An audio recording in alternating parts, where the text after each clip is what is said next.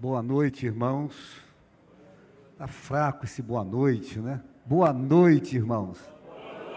Que bom que você veio aqui a este ambiente de culto. Eu sempre gosto de dizer que esse espaço aqui é ambiente de culto, mas que cada pessoa que entrou aqui, que deu sua vida para Jesus, é a verdadeira casa de Deus. Então aqui nós reunimos casas de Deus.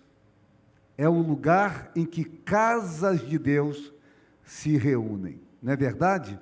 Então Deus abençoe você. Eu estava ouvindo aqui o Telson, e eu conheço o Telson desde que eu vim para Itaipu, mas eu me lembrei aqui de uma pessoa que foi tão importante nessa igreja. E foi uma pessoa que eu tive a alegria de trabalhar com ele, que foi o Eliseu, né? Uma pessoa queridíssima. E nós agradecemos a Deus pela vida do Eliseu. Quantos se lembram de Eliseu aqui? Muita gente, né?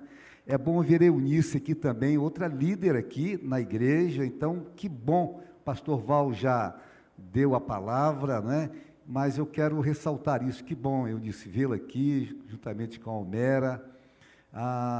Bom ver aqui o aniversário da irmã Leia, 81 anos. Que bênção, irmãos, que bênção. E parece uma jovem mesmo, a irmã Leia. Olha, quero chegar lá, mas com esse pique da irmã Leia, né? Então, Deus abençoe cada pessoa que veio aqui, cada pessoa que deixou a sua casa, aquele conforto de casa. E as casas hoje são muito confortáveis.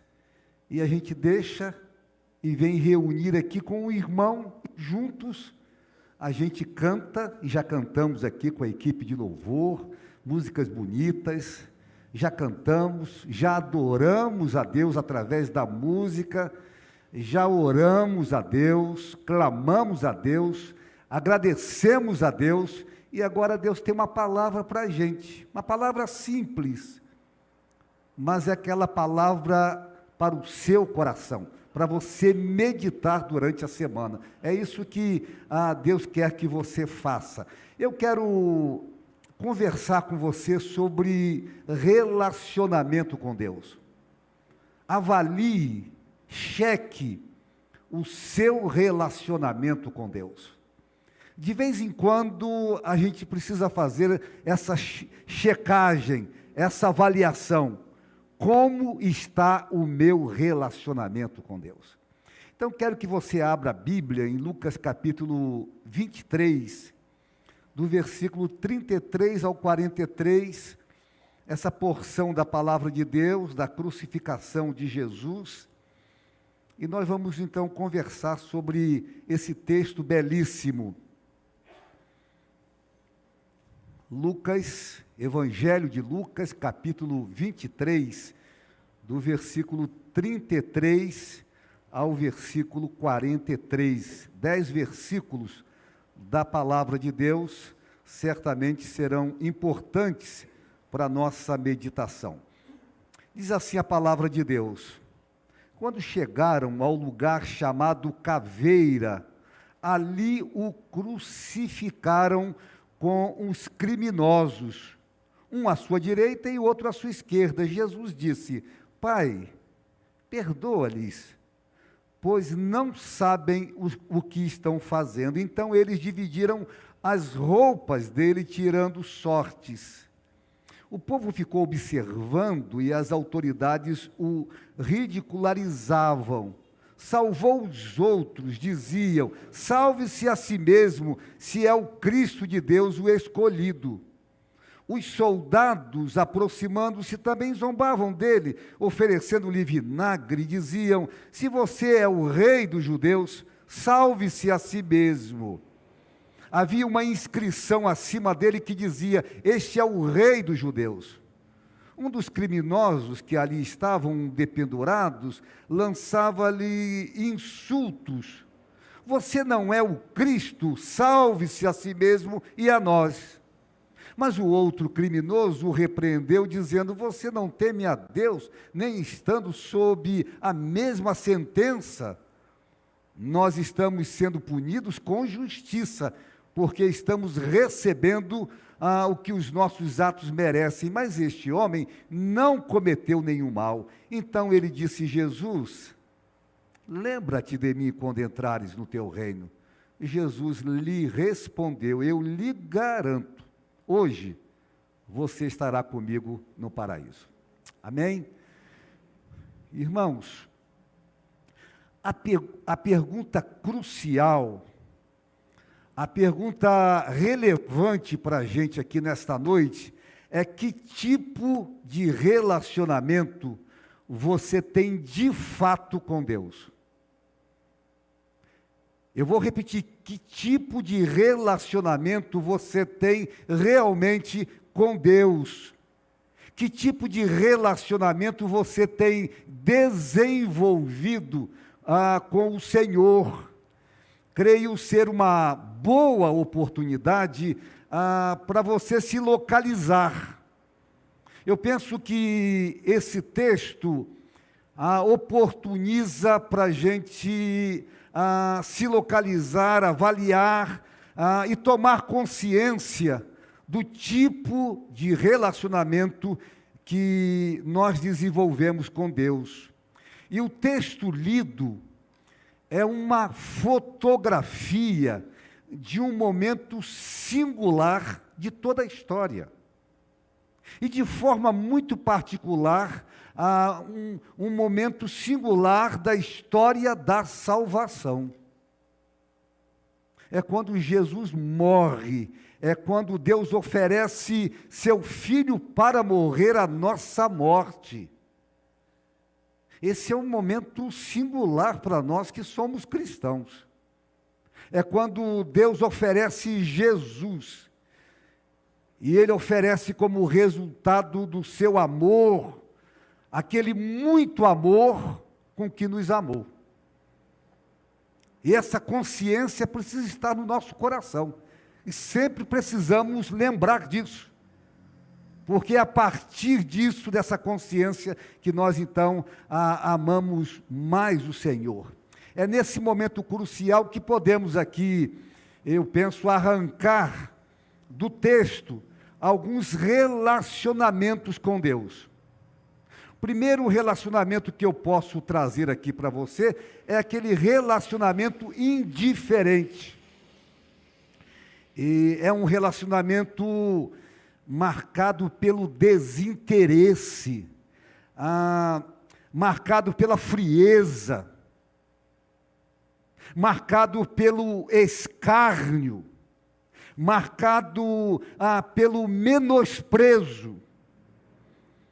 O relacionamento indiferente, ele é muito bem representado pelos soldados romanos. Os soldados, aproximando-se dele, também zombavam dele, oferecendo-lhe vinagre, diz o versículo 36 e 37. E diziam: olha, se você é o rei dos judeus, salve-se a si mesmo. Era uma zombaria com aquele que era chamado rei dos judeus. Era uma brincadeira com Jesus. Posso dizer que os soldados desempenhavam um papel cumprindo ordens. E certamente estavam acostumados com toda aquela movimentação. A história diz que Roma matava, destruía muita gente pela crucificação. A história diz que muitos homens foram crucificados. E para os soldados romanos, acostumados àquela cena, Jesus era simplesmente mais uma vítima. Mais um, e nada mais do que isso. É o tipo do relacionamento indiferente.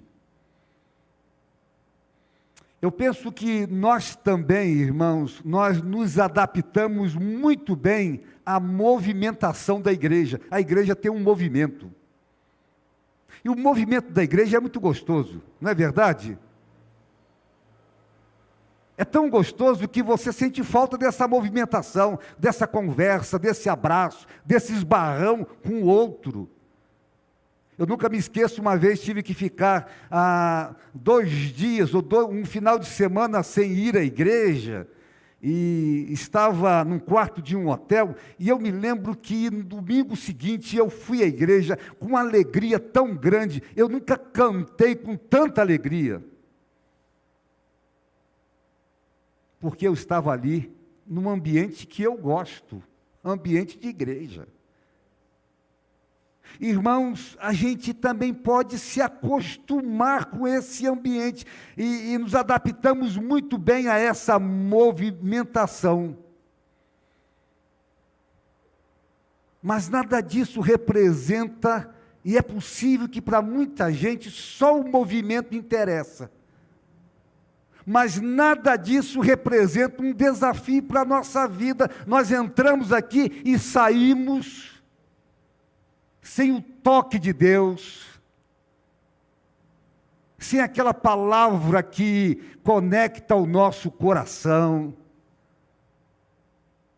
A gente pode sair daqui com a mesma frieza com que entramos, e felizes apenas com um abraço do irmão. Mas Deus tem muito mais para a gente. Irmãos, muito mais. A palavra de Deus não tem tanto valor e muitas vezes não causa impacto no cotidiano da nossa vida. Eu encontro na Bíblia uma queixa muito profunda de Deus. Se tem um lugar que Deus se queixa, né? Eu não sei se Deus é tão queixoso, mas Jeremias registra uma queixa muito profunda de Deus. E talvez a queixa mais doída com a indiferença do seu próprio povo. Aliás, indiferença é terrível. Um marido indiferente é horrível. Uma esposa indiferente é terrível. Um filho indiferente é terrível. Você imagine como servo de Deus, indiferente com Deus. E Jeremias registra aqui, quando Deus diz assim, no capítulo 2, versículos 12 e 13, espantem-se diante disso, ó céus. É Deus dizendo, fiquem horrorizados e abismados. O meu povo cometeu 2 crimes. Eles me abandonaram a mim, a fonte de água viva, e cavaram as suas próprias cisternas, cisternas rachadas, que não retêm água. Isso é uma palavra de Deus, é Deus queixando do seu povo. Eu preguei sexta-feira numa associação, e havia muitos pastores, e eu falei exatamente sobre esse momento da igreja. E o tema foi acorda igreja. Momento em que nós precisamos nos acordar para um relacionamento mais profundo com Deus. A igreja de Cristo. E eu vejo aqui Deus se queixando. Deixe-me dizer uma coisa a você, eu sempre me choco. Eu posso dizer isso para você, eu sempre me choco com uma pessoa indiferente com a família. Você já viu um homem indiferente com a família? Tem. Pais indiferentes, indiferente com os amigos, indiferente, irmãos, com Deus. Mas fico muito chocado quando percebo crentes indiferentes, frios, gelados, tanto faz. Vou à igreja quando posso, quando sobra um tempo, senão eu prefiro ficar em casa.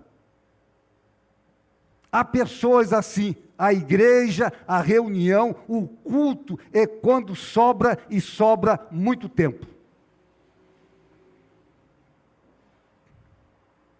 Mas há um segundo relacionamento que eu posso ver aqui no texto, além do indiferente, é o relacionamento alienante. É uma relação inconsistente.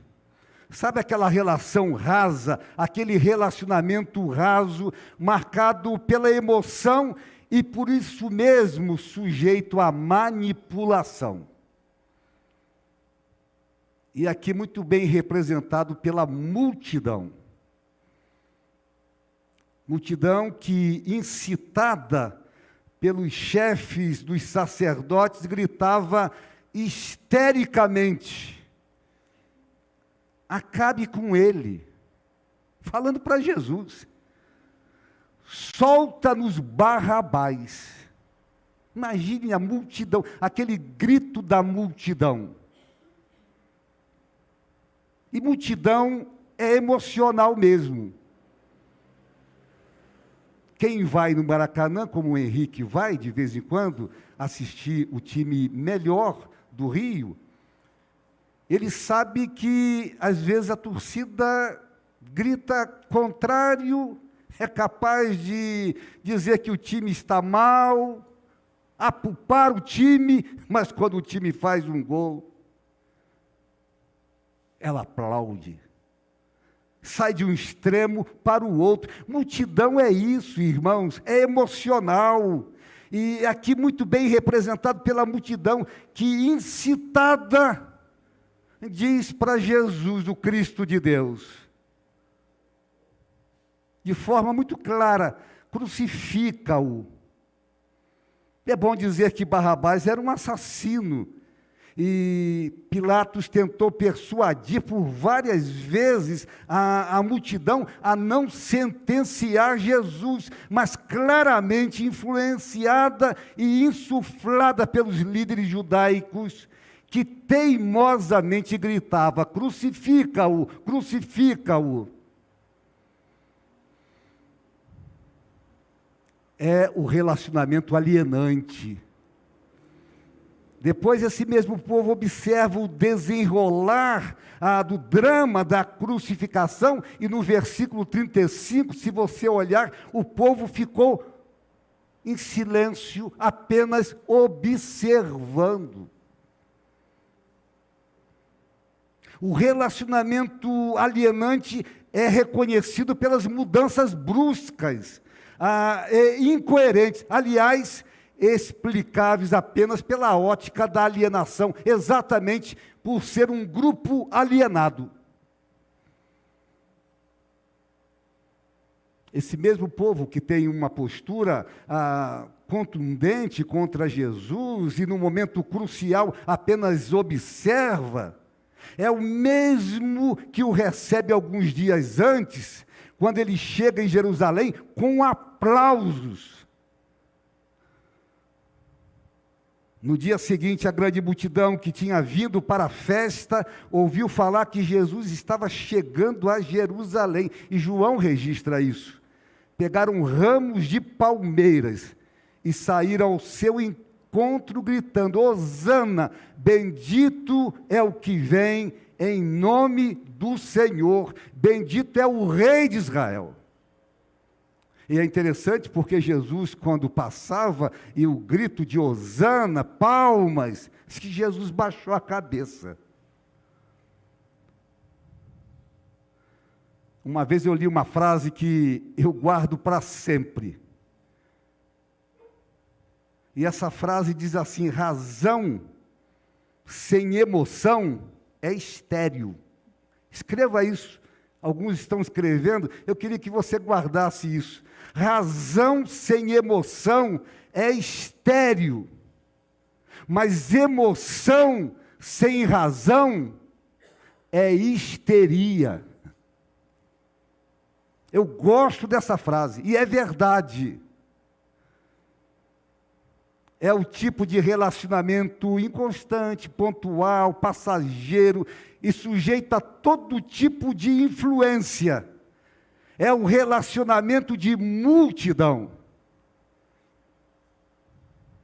Eu nunca me esqueço de uma pessoa que levei à igreja, certa vez, chamada Pina. Era uma grande professora, amiga, nós dávamos aula no mesmo colégio, e a Pina, num culto da minha igreja, eu não era pastor, e eu a convidei para ir, e ela foi, numa alegria, e ela chegou na igreja, e o coral cantou, e a música foi muito bonita na igreja, e veio a palavra de Deus, e a palavra de Deus forte. E pouco depois, aquela mulher, num momento de apelo, ela foi à frente, feliz da vida, saiu de lá dizendo: Júlio, que coisa maravilhosa. Mas na segunda-feira, ela me ligou e disse: esquece tudo o que eu falei. Viu a inconstância? Tem gente assim. É a pessoa mais emocional, é o tipo de relacionamento inconstante, pontual, passageiro e sujeito a todo tipo de influência. Eu penso que Deus tem prazer e Deus gosta muito de gente que veste a camisa. Mas mais do que vestir a camisa, eu aprendi isso, é suar a camisa. Mas mais do que vestir e suar a camisa, é tatuar a camisa no corpo. Isso faz diferença. Eu não apenas tenho a camisa, eu visto a camisa, eu suo, mas aquela camisa está impregnada no meu corpo. Mas há um terceiro tipo de relacionamento, irmãos, é o relacionamento utilitarista. Grave isso, porque esse é muito comum, é o relacionamento utilitarista, é uma relação assistencialista.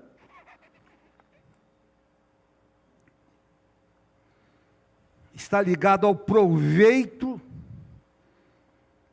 que se pode extrair das coisas ou das pessoas. Eu me relaciono com você na medida em que eu extraio de você algo que me faz bem. Há muitos relacionamentos utilitaristas. Esse é o mais perigoso de todos. E está bem presente no meio da juventude, nos relacionamentos de namoro e até de casamento. Mas o relacionamento utilitarista tem como primeiro objetivo levar vantagem pessoal. É extremamente racional e circunstancial. O importante é safar-se de uma situação desconfortável. E quando eu vejo aqui essa fotografia da crucificação, eu vejo aqui exatamente o ladrão que está à esquerda de Jesus, ele se encaixa muito bem nesse perfil relacional. Não é verdade? Por sinal, muito comum hoje. Ele deseja tirar proveito da situação e usa a estratégia, uma estratégia de mexer com os brios de Jesus para obter o seu intento. Você não é o Cristo? Se você é de fato, salve-se a si mesmo e a nós. Satanás, ardiloso como ele é, ele usou desse artifício na tentação a Jesus e foi rechaçado veementemente e rapidamente. Ele disse assim: se és, aliás, se, esse condicional. Com criança isso até vale, você não é homem? Então faz isso. A criança vai. Mas às vezes, indiretamente, nós somos levados a isso. Se és o Filho de Deus, manda que estas pedras se transformem em pães.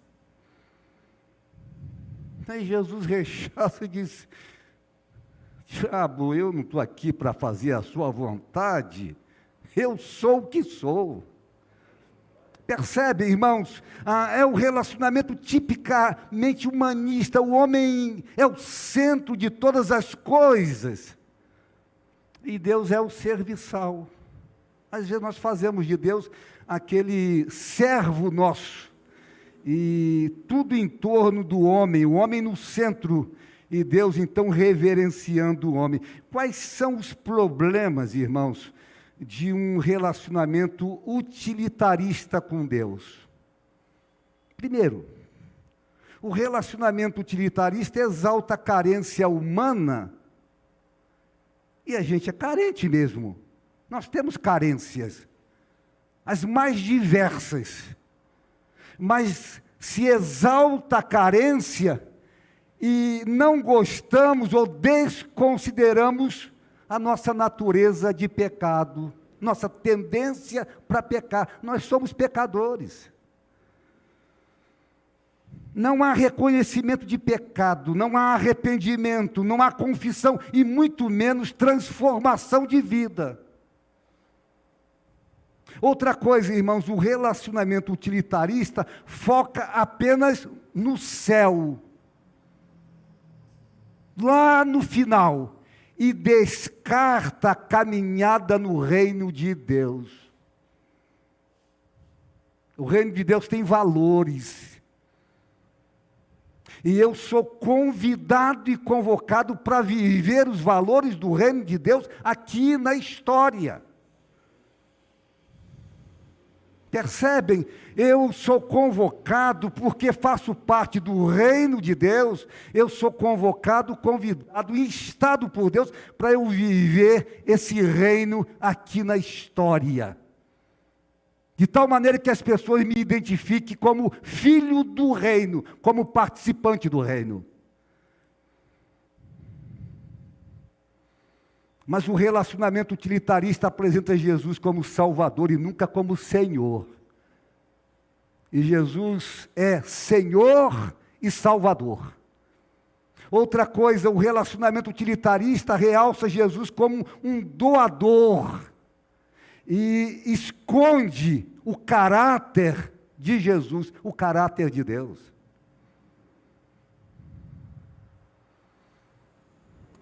Um relacionamento utilitarista forja religiosos e não forja servos de Deus. Alguém disse uma frase que gosto muito: é possível ser diligente, não é dirigente, é diligente em nossa religião e distante em nosso relacionamento. É possível isso. A gente ser tão atento, tão envolvido com a nossa religião, mas não observarmos, não cultivarmos uma relação com Deus, o Senhor dos Senhores.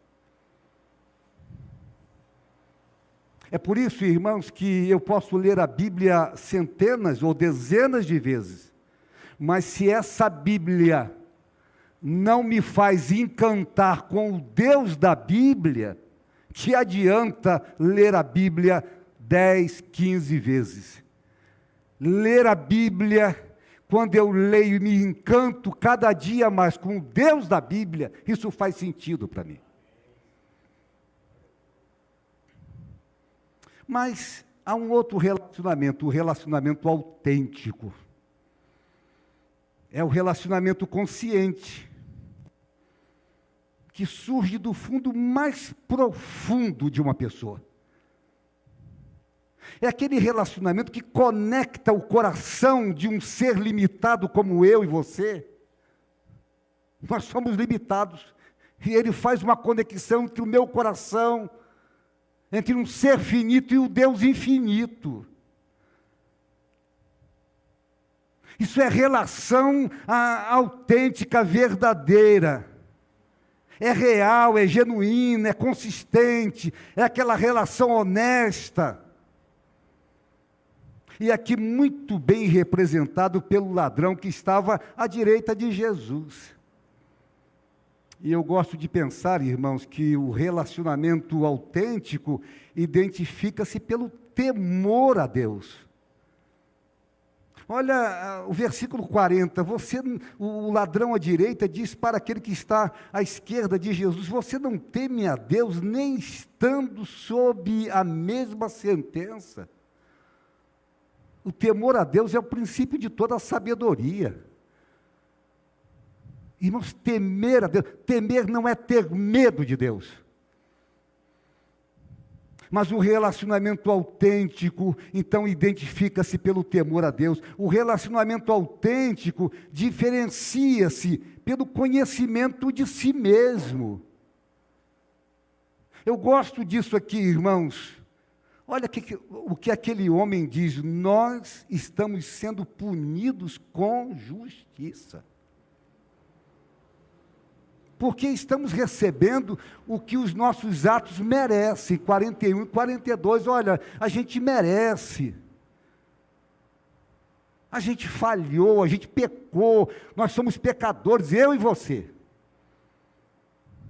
Nós merecemos a morte.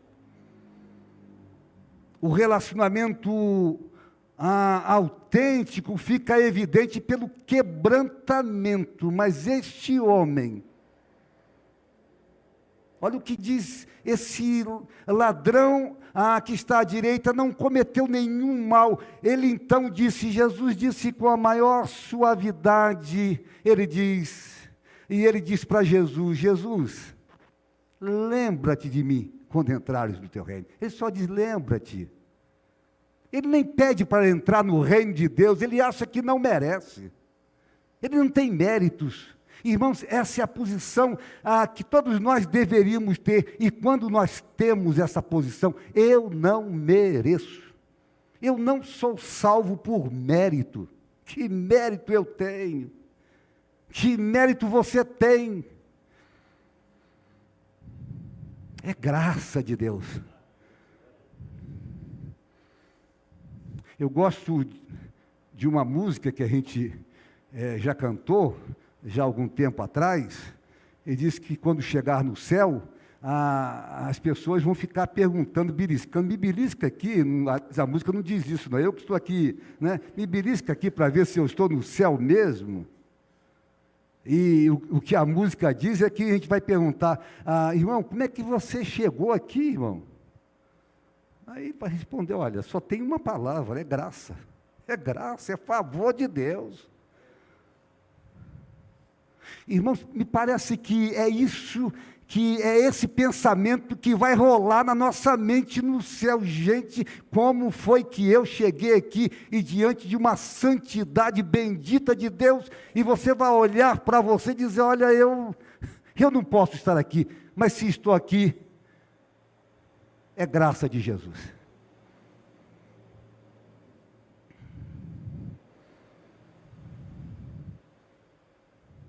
O relacionamento autêntico fica evidente pelo quebrantamento.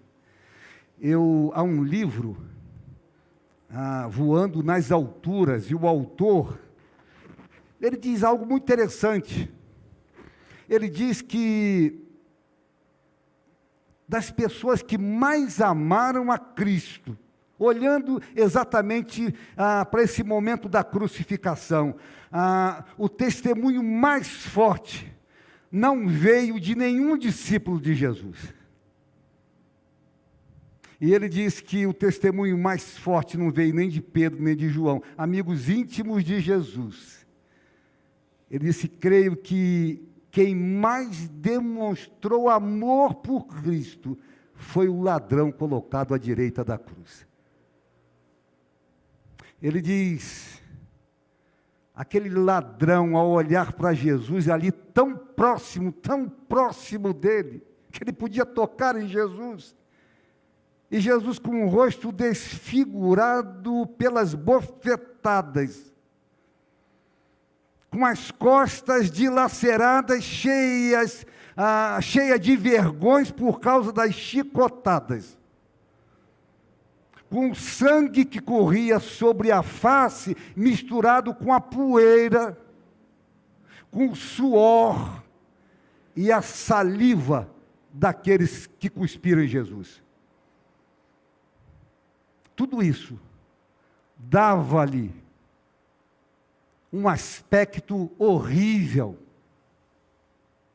Jesus estava com seu rosto desfigurado, e isso confirma o que o profeta Isaías disse há 750 anos. Ele não tinha qualquer beleza ou majestade que nos atraísse. Nada havia em sua aparência para que o desejássemos. Mas o ladrão à direita viu em Cristo, além da sua exterioridade, além da sua aparência, ele conseguiu enxergar que Jesus era rei, pois clamava: lembra-te de mim quando entrares no teu reino. Ele pôde enxergar, ele reconhecia que aquele homem desfigurado ao seu lado, ele tinha um reino. Ele disse: só lembra de mim. E Jesus disse: hoje mesmo, você vai estar comigo lá no meu reino. Irmãos, vale a pena aqui nesta noite identificar a reação de Jesus. Aos indiferentes soldados romanos, Jesus não esboça nenhuma reação. Afinal, não há relacionamento.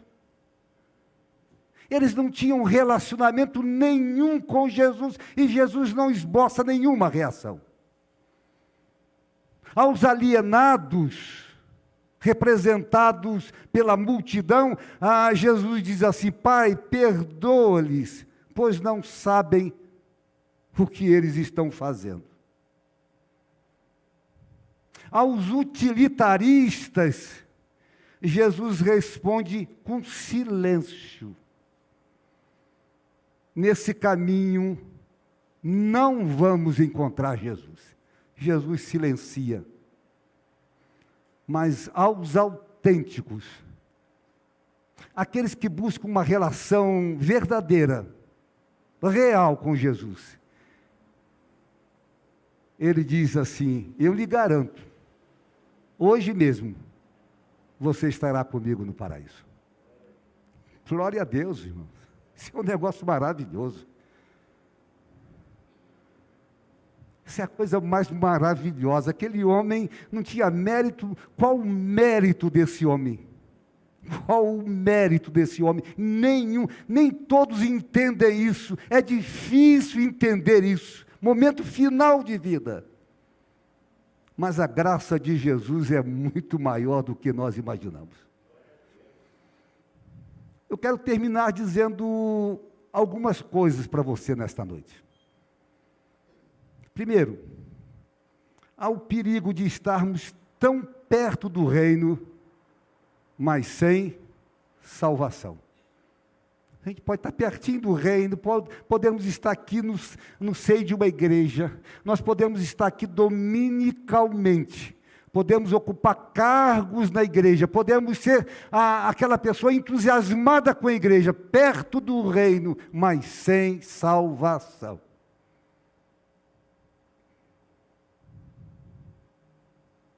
Então, dentro de uma igreja que fala de Jesus, mas sem Jesus e sem o evangelho da graça como plano de vida.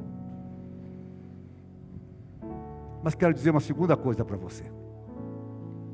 A conversão é a experiência mais profunda de uma pessoa com Deus. É a conversão. Porque o evangelho, quando penetra no coração de uma pessoa, o efeito do evangelho é o efeito de transformação. O evangelho tem poder, aliás, é poder de Deus, e ele transforma vidas.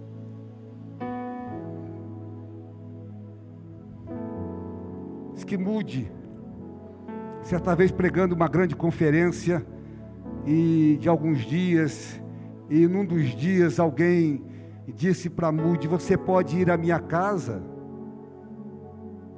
Moody disse: eu vou.